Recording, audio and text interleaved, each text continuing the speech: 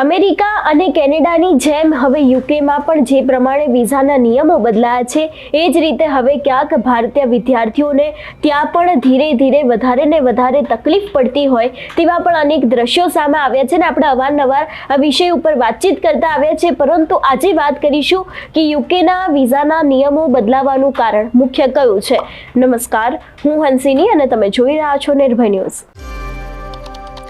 Canada અને અમેરિકામાં આપણે જોયું કે ત્યાં ઇમિગ્રન્ટ્સમાં વધારો થયો, એટલા જ માટે થઈને ત્યાંની સરકાર દ્વારા અગત્યના નિર્ણય કરવામાં આવ્યા અને ત્યાંના વિઝાના નિયમો હોય, વર્ક પરમિટના નિયમો હોય કે પછી અમેરિકાના ગ્રીન કાર્ડના નિયમો હોય, તે દરેક નિયમોને બદલવામાં આવ્યા। થોડા સમય અગાઉ આપણે જોયું હતું કે કેનેડાના નિયમો તો એક બાદ એક ધીરે ધીરે દરેક નિયમો નવા બની રહ્યા છે, પરંતુ ક્યાંક હવે આ જ નિયમોને આધારે યુકે છે તે પણ પોતાના નવા પગલાં ભરી રહ્યું છે અને યુકેમાં પણ ઇમિગ્રન્ટ્સનો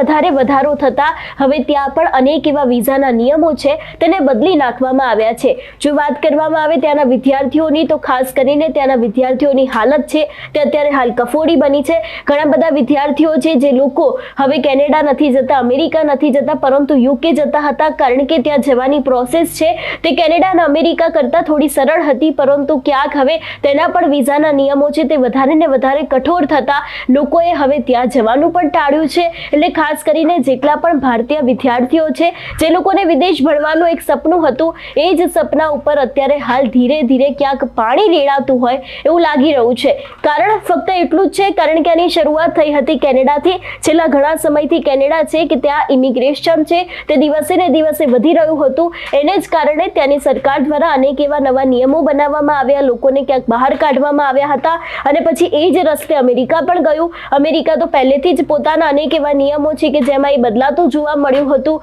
એમના દ્વારા ભારતીય જેટલા પણ લોકો હતા ગેરકાયદેસર હતા તેમને પણ નીકાળવામાં આવ્યા હતા અને એ બાદ ગ્રીન કાર્ડના નિયમોમાં પણ ઘણા બધા ફેરફાર કરવામાં આવ્યા હતા અને હવે એ રસ્તા ઉપર યુકે પણ જતું દેખાઈ રહ્યું છે અને યુકેમાં વિઝાના નિયમ બદલાતા તેની સીધી જ અસર ત્યાં રહેતા ભારતીયો અને ગુજરાતીઓ પર થઈ છે। એટલું જ નહીં, જેટલા પણ લોકો અત્યારે હાલ ભારતથી ત્યાં જવાના છે અથવા તો જેટલા પણ ગુજરાતીઓ છે જે લોકો યુકે જવાનું સપનું જોઈ રહ્યા છે તે લોકોની વિઝાની એપ્લિકેશન્સમાં પણ અત્યારે હાલ ઘટાડો જોવા મળ્યો છે અને તેની સાથે આપણે અગાઉ પણ વાત કરી હતી કે યુકેમાંથી અચાનક જ ઘણા બધા ઇન્ડિયન્સ છે, ગુજરાતીઓ છે, એ લોકોએ પણ ધીરે ધીરે યુકે છોડવાની શરૂઆત કરી દીધી છે, કારણ કે ત્યાંના વિઝાના નિયમો છે તે વધારે ને વધારે કઠિન થઈ રહ્યા છે અને આ જ નિયમોને કારણે લોકો તેને છોડીને હવે ફરી એક વખત ભારત પાછા આવી રહ્યા છે। જો કે અત્યારે હાલ બીજા ઘણા બધા એવા દેશો છે કે જ્યાં ભારતીય વિદ્યાર્થી ભણવા જઈ શકે છે, પરંતુ અત્યાર સુધી ભારતીય લોકોનું સૌથી ફેવરિટ ડેસ્ટિનેશન ગણાવતું હતું ભણવા માટે થઈને એ અમેરિકા, કેનેડા અને યુકે રહ્યું છે,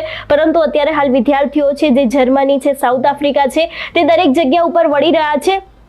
પણ યુકેના જેટલા પણ વિઝાના નિયમો બદલાયા છે એ દરેક નિયમોની ક્યાંક હવે સીધી જ અસર છે તે ભારતીય ઉપર થઈ હોય એવું લાગી રહ્યું છે ને એક સાથે અનેક એવા ભારતીય છે એ લોકો તો અત્યારે પોતાને ત્યાંથી યુકે છોડીને બહાર આવી રહ્યા છે અથવા તો પછી ભારત આવી રહ્યા છે અથવા તો પછી બીજા દેશમાં જઈ રહ્યા છે, પરંતુ સવાલ એક એ જ થાય છે કે જો યુકેમાં હજી પણ વધારે ને વધારે નિયમો બદલાયા તો તેની સીધી અસર ગુજરાતીઓ ઉપર હજી વધારે માત્રામાં થઈ શકે છે અને તેનું કારણ ફક્ત ને ફક્ત ત્યાં વધી રહેલું ઇમિગ્રેશન છે તે પણ છે। તમારું શું માનવું છે આ વિષયને લઈને અમને કમેન્ટ કરીને ચોક્કસથી જણાવજો। તેની સાથે જ અમારી ચેનલ નિર્ભય ન્યૂઝને લાઇક, શેર અને સબસ્ક્રાઇબ કરવાનું ભૂલશો નહીં। નમસ્કાર।